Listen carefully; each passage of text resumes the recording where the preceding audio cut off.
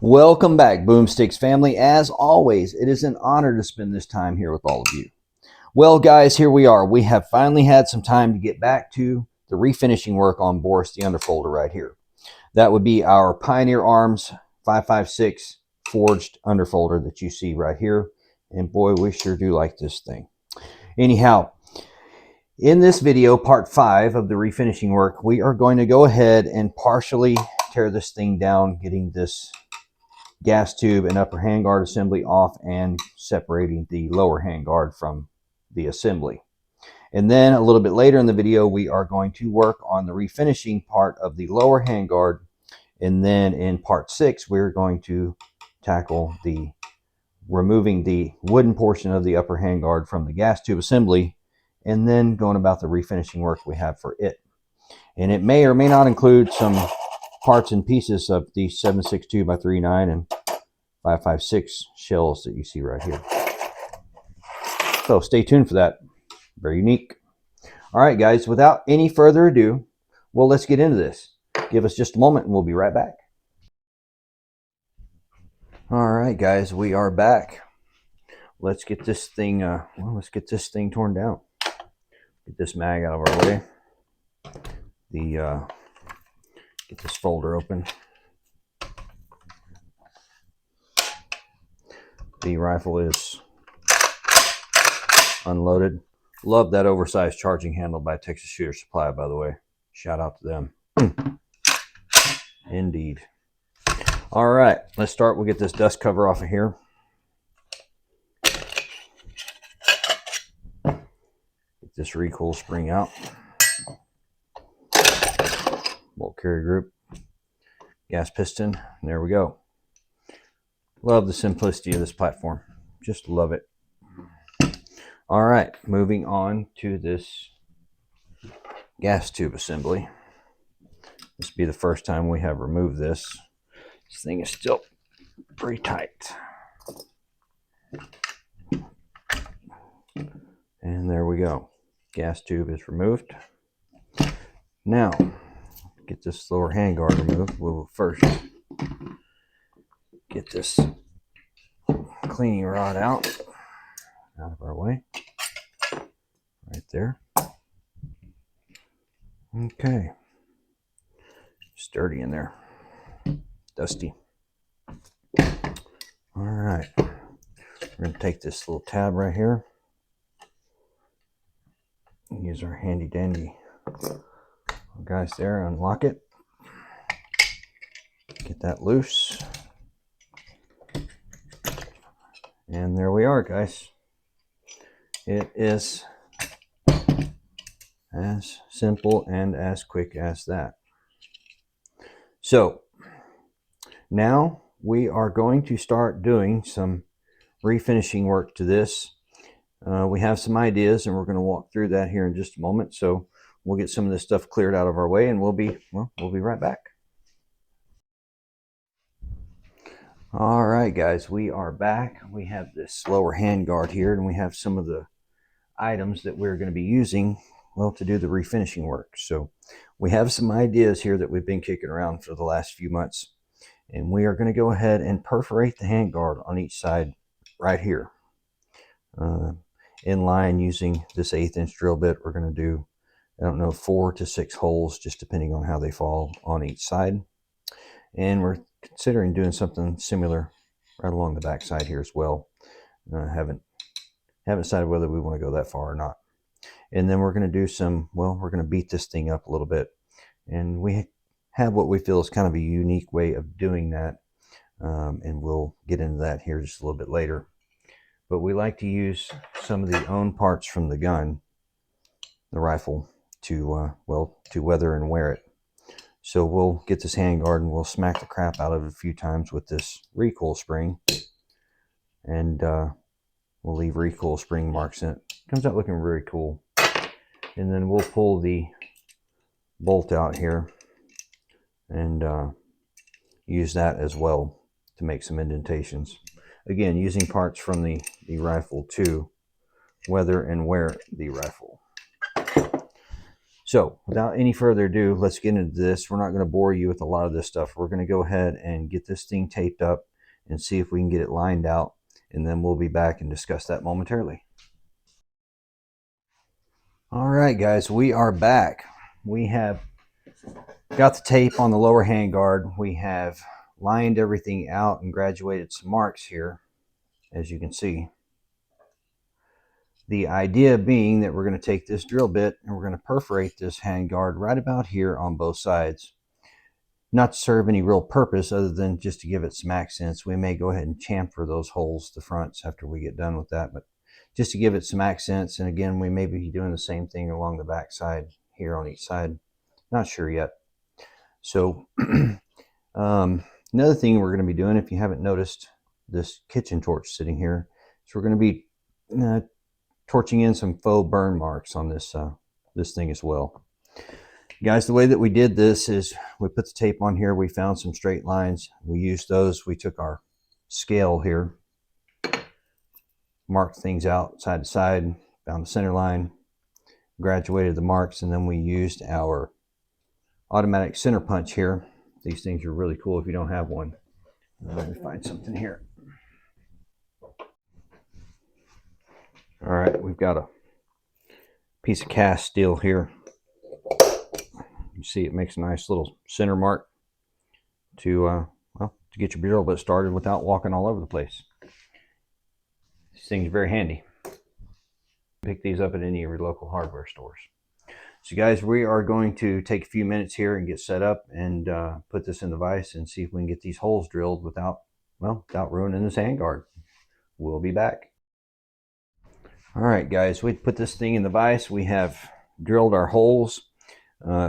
This tape is to not just to mark on, but it's also to help keep these things from pulling fibers out of the wood, thus tearing it around the hole. And also, the way we made these holes is we reversed into them, put the drill into reverse, the impact rather, into reverse, went in about 1/8 of an inch, start smoking a little bit, and then we go forward and drill all the way through. That will also help to keep from ripping the holes open and tearing fibers out. So let's pull this off there and see how we did.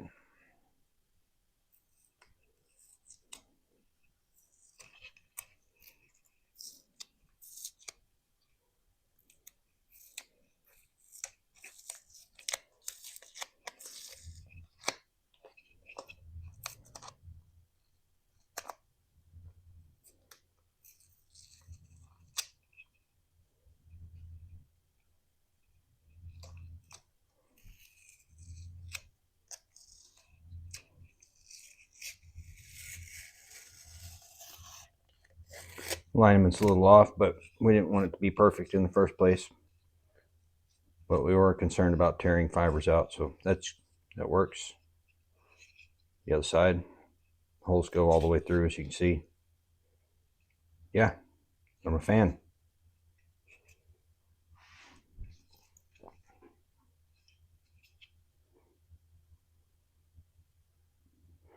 All right, now we are going to get cleaned up here. We're going to come back. We're going to see if we might want to put some holes across the back right here, just as an accent. And then we're going to put some, some weathered and worn accent marks on it and some faux burn marks. So stick with us. We'll be back. All right, we are back. And we took an extended break and we did some thinking about, what we want to do next. And we have had an idea and we're going to go ahead and run with it. We're going to go ahead and give a shout out to our home state of Texas in this build. And we're going to put 2 Lone Star conchos here and here. As you can see, we've already marked them. We just need to go ahead and punch the centers here, like so.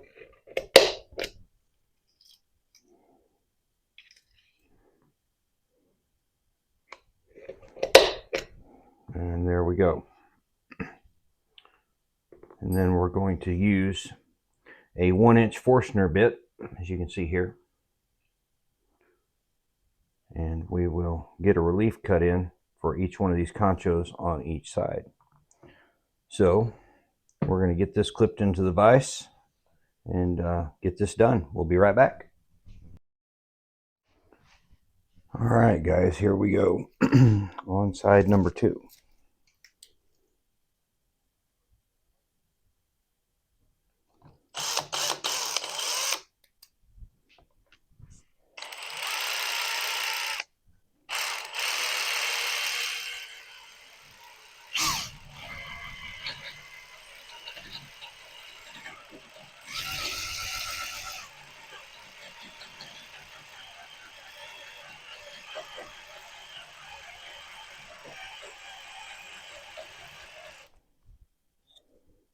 And just like so.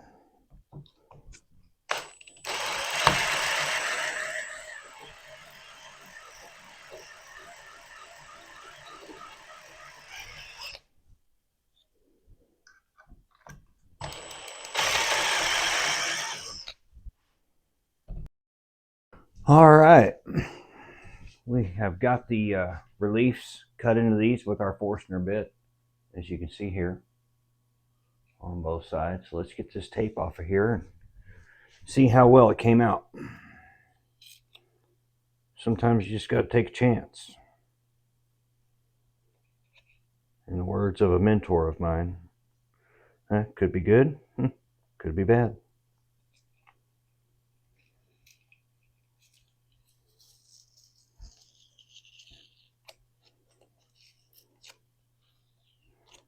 Those Forstner bits are designed to cut very cleanly without tearing up the edges of the fiber of the wood.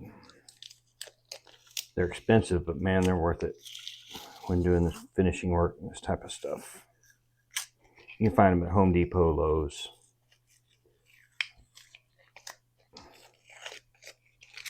And there we go. Now, we're going to take these on each side. We're going to have to cut the pin off the back. And we will get them in there as such. And as you can see, it's, well, it looks like it's made to be there. Very, very cool. So we'll get that back out of there.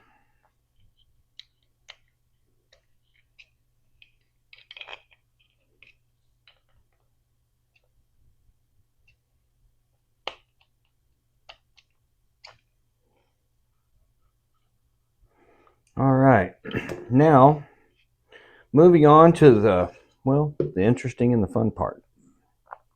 So one of the things we like to do, we like to add some faux wear and weathering marks to this, and one of the ways we like to do that is by using parts of the gun, the actual rifle itself, to make those marks.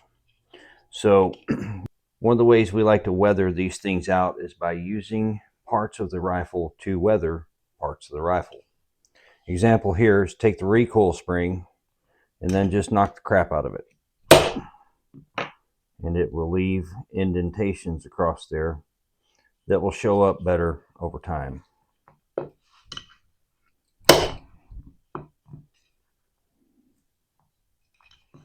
No rhyme or reason, just... And there we go.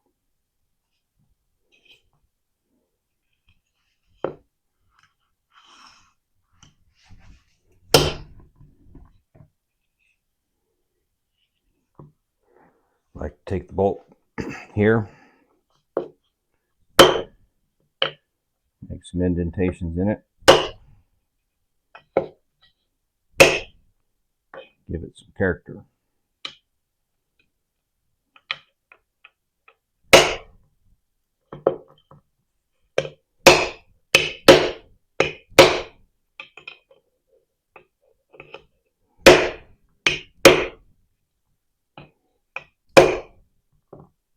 And there we go.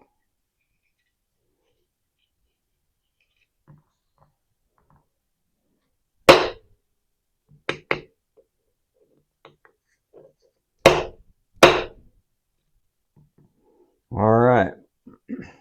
We may add some more here and there, don't know yet. Now, we're going to attempt to do something here that Well, we've never done to a rifle before. We're going to take our handy dandy little kitchen torch. We're going to blacken all the inside of this area, and we're going to see what we can do about just giving it a black band right across here. All right, guys, here we go.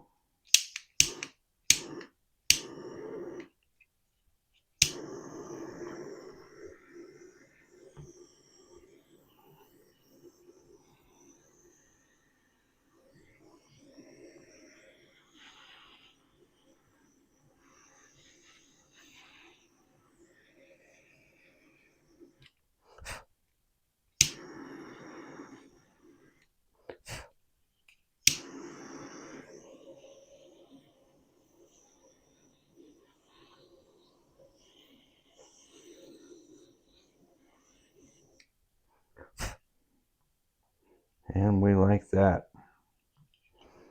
All right.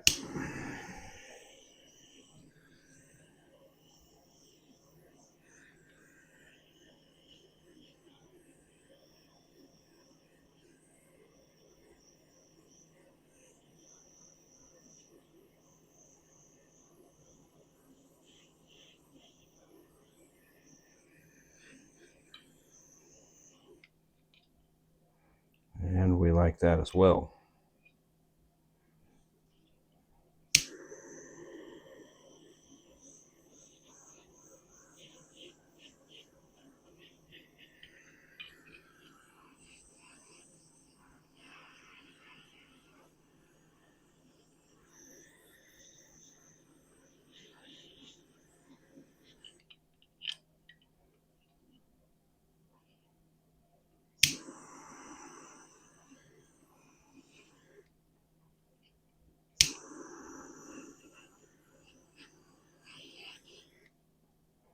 Very pleased with that.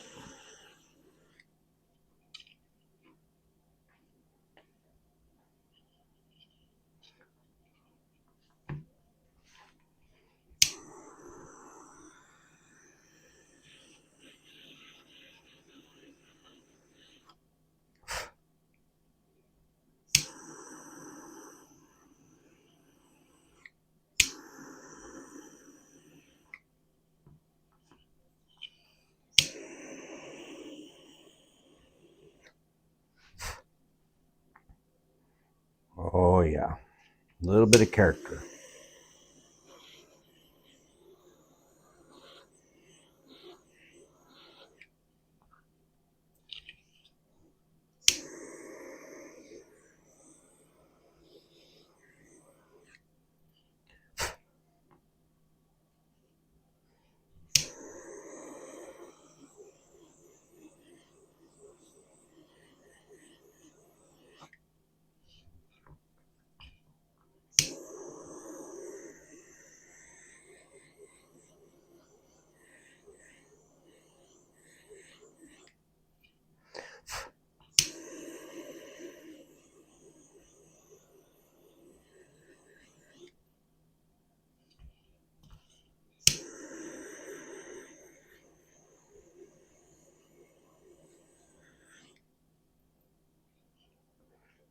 And we are very, very happy with that. Just a little more up here.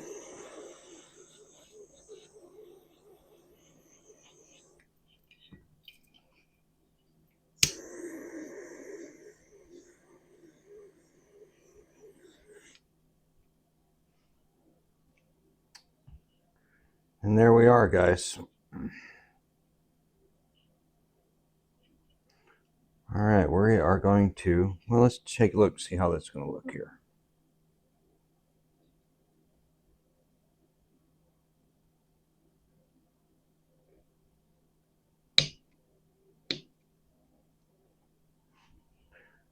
Well, I like it. All right, we're going to get the Dremel out. We're going to trim these. We're going to mix up some epoxy, and we will be back. All right, we have got these Lone Star conchos trimmed. We have got our Permatex epoxy mixed up. We'll go ahead and get these mounted in here, and we'll be done with, well, be done with this portion.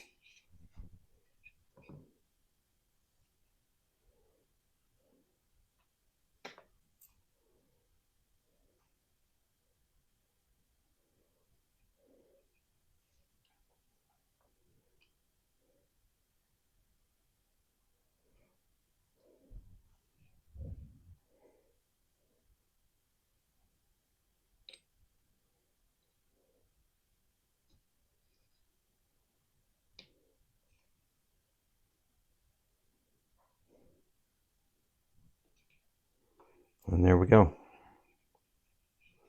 Get this on the other side.